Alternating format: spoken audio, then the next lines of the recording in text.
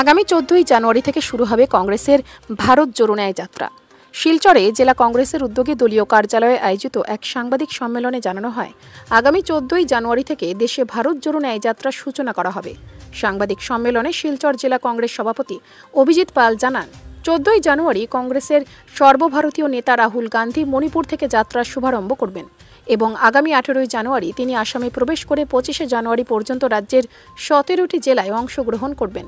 এরপর পশ্চিমবঙ্গ হয়ে 6,713 কিলোমিটারের ভারত জোড়ো ন্যায় যাত্রাকে মহারাষ্ট্রে পৌঁছে সমাপ্তি করবেন।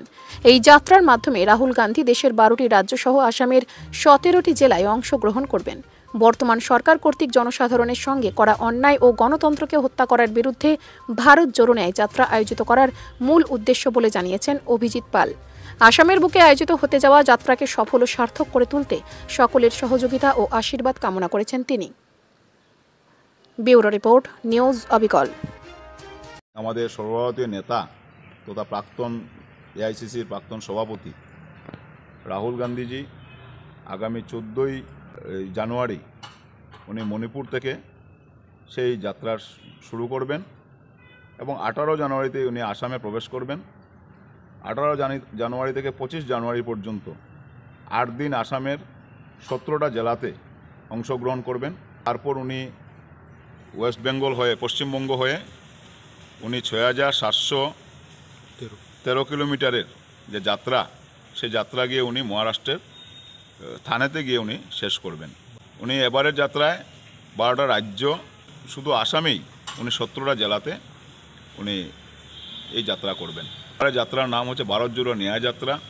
বিগত 10 বৎসরে ভারতবর্ষে যেভাবে অন্যায়ভাবে এবং গণতন্ত্রকে যেভাবে আজকে বিভিন্ন জায়গাতে আমরা দেখেছি যে গণতন্ত্রকে যেভাবে হত্যা করা হচ্ছে, জনসাধারণের সঙ্গে যেভাবে অন্যায় চলছে, সেই অন্যায়ের বিরুদ্ধে জনসাধারণকে ন্যায় দেওয়ার জন্য রাহুল গান্ধীজির সেই যাত্রায় আমরা সমগ্র ভারতবর্ষের সাথে সাথে আমরা শিলচর এবং কাছাড় জেলার প্রত্যেককে আমরা আমন্ত্রণ জানাতে যাই যে ওনারা গিয়ে যেন আসামের যে 17টা জেলা রাহুল গান্ধীজি 18 জানুয়ারি থেকে 25 জানুয়ারি পর্যন্ত যাত্রা করবেন, সে যাত্রাতে যেন সবাই গিয়ে অংশগ্রহণ করেন।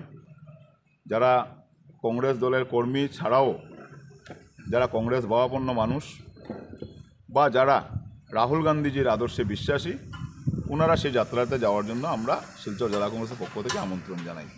কাছাড় জেলাটা সে যাত্রাতে হয়নি, কিন্তু এই 17টা জেলার যে যাত্রা, সেখানে আমাদের কাছাড় জেলার অনেক কংগ্রেসের নেতৃবৃন্দরা বিভিন্ন আসাম প্রদেশ কংগ্রেসের যে সাব কমিটি গঠন হয়েছে, সেই সাব কমিটির দায়িত্ব নিয়ে আমাদের বরাক উপত্যকা থেকেও অনেক কংগ্রেস নেতৃত্বরা আছেন যে আমরা সেই যাত্রাকে সফল করার জন্য আমরা দায়িত্ব নিয়ে কাজ করব।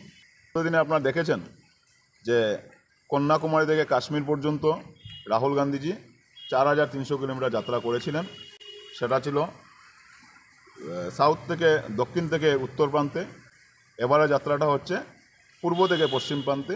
জনসাধারণের সুখ দুঃখ সংস্কৃতি এইসব জানার জন্য, মানুষের সঙ্গে যে অন্যায় অবিচার চলছে দেশে সেটা জানার জন্য রাহুল গান্ধীজি পদভ্রমণে উনি প্রত্যেক জনসাধারণের সঙ্গে যেভাবে যোগাযোগ করতে পারেন, প্রত্যেককে যেভাবে জুড়তে পারেন, এক ভারতবর্ষ এক দেশ, আমরা সব এক দেশের যে জনসাধারণ, জাতি ধর্ম বর্ণ নির্বিশেষে উনি একসঙ্গে জুড়ার জন্য সেই যাত্রা